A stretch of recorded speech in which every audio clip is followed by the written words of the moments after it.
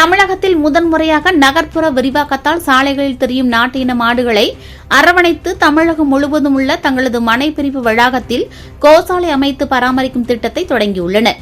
G square நிறுவனத்தினர் இந்த புதிய முயற்சிக்கான வீடியோ சமூக வலைதளத்தில் ட்ரெண்டிங் ஆகியுள்ளது. கிராமங்கள் தான் இந்தியாவின் முதுகெலும்பு என்றால் அதில் வளர்க்கப்படும் கால்நடைகள் தான் குடும்பங்களுக்கு வருவாய் ஈட்டு மிகப்பெரிய சொத்தாக இருந்தது. ஆனால் சமீப வருடங்களாக தமிழகம் முழுவதும் நகர்ப்புற விரிவாக்கம் காரணமாக வீடுகளில் கால்நடை வளர்ப்பது பெரும் சிரமத்தை உருவாக்கியுள்ளது. இதன் காரணமாக சாலைகளில் திரியும் கால்நடைகளில் எண்ணிக்கையும் அதிகமாக உயர்ந்துள்ளது. இதில் ஆதரவற்று திரியும் கால்நடைகளும் அதிகம். இதுபோன்ற கால்நடைகள் அடிமாடாக விற்பனைக்கு கொண்டு செல்லப்படும் வேதனையாக சூழலும் உள்ளது.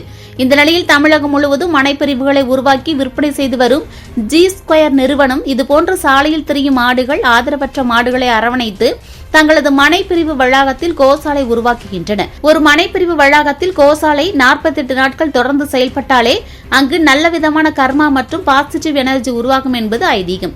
இதனை மனதில் கொண்டு தமிழகம் எங்கும் உள்ள தங்களது மனைப்பிரிவு விற்பனை செய்யும் வளாக பகுதிகளில் கோசாலைகளை உருவாக்கி அங்கு வழங்கப்படும் மாடுகளுக்கு தேவையான உணவு மற்றும் பாதுகாப்பான சூழலை ஜி ஸ்கொயர் நிறுவனத்தினர் உருவாக்கி இதுவரை 1000க்கும் மேற்பட்ட கால்நடைகளை பராமரித்து பாதுகாத்து வருகின்றனர்.